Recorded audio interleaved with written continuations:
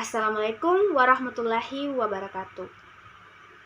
Perkenalkan, nama saya Wardah Sakia dari kelas PBSI C dengan NIM 240501502023 dengan mata kuliah Pembinaan dan Pengembangan Bahasa Indonesia. Di sini saya akan menjelaskan tentang kedudukan dan fungsi bahasa Indonesia. Berikut ini adalah penjelasannya. Perkembangan dan kedudukan bahasa Indonesia. Bahasa Indonesia yang kita gunakan sebagai bahasa resmi di negara kita berasal dari bahasa Melayu. Bahasa Melayu yang kita gunakan tersebut merupakan bahasa Melayu tua yang sampai sekarang masih dapat kita selidiki sebagai peninggalan masa lampau. Penelitian lebih lanjut yang dilakukan oleh para ahli bahkan menghasilkan penemuan bahwa Austronesia itu juga mempunyai hubungan kekeluargaan dengan bahasa-bahasa yang dipergunakan di daratan Asia Tenggara. Bukan baru sekarang, bahasa Indonesia atau bahasa Melayu itu digunakan sebagai bahasa penghubung di beberapa negara Asia Tenggara. Sejak dulu kala, bahasa Indonesia atau bahasa Melayu itu dikenal oleh penduduk daerah yang bahasa sehari-harinya bukan bahasa Indonesia atau Melayu. Hal tersebut dibuktikan oleh adanya beberapa prasasti yang ditemukan di daerah-daerah yang bahasa sehari-hari penduduknya bukan bahasa Indonesia atau Melayu. Tentu saja, ada juga ditemukan di daerah yang bahasa sehari-harinya penduduknya sudah menggunakan bahasa Indonesia atau Melayu. Sejarah perkembangan bahasa ini dapat dibuktikan dengan adanya prasasti kedudukan Bukit 683 Masehi, Talantuo 684 Masehi, Kota Kapur 686 Masehi, Karabrahi 686. Kedudukan dan fungsi bahasa Indonesia. Kedudukan diartikan sebagai status relatif bahasa sebagai sistem lambang nilai budaya yang dirumuskan atas dasar nilai sosial bahasa yang bersangkutan. Sedangkan fungsi adalah nilai pemakaian bahasa yang dirumuskan sebagai tugas pemakaian bahasa itu dalam kedudukan yang diberikan kepadanya. Bahasa Indonesia memiliki kedudukan sebagai bahasa nasional dan sebagai bahasa negara. Kedudukan bahasa Indonesia sebagai bahasa nasional dimiliki sejak diikrarkan Sumpah Pemuda pada tanggal 28 Oktober 1928. Sedangkan kedudukan sebagai bahasa negara dimiliki sejak diresmikan Undang-Undang Dasar 1945 atau 18 Agustus 1945.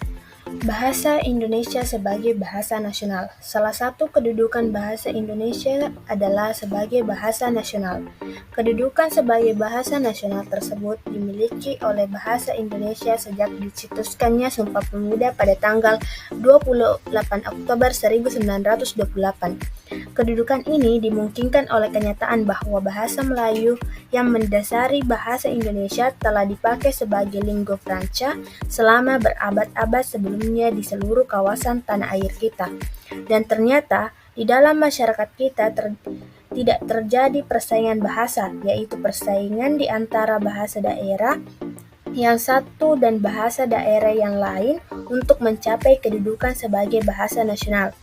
Di dalam kedudukannya sebagai bahasa nasional, bahasa Indonesia berfungsi sebagai yang pertama, lambang kebangsaan nasional, yang kedua, lambang identitas nasional, yang ketiga, alat pemersatu berbagai suku bangsa yang berlatar belakang sosial budaya dan bahasa yang berbeda, dan yang terakhir, alat perhubungan antar daerah dan antar budaya.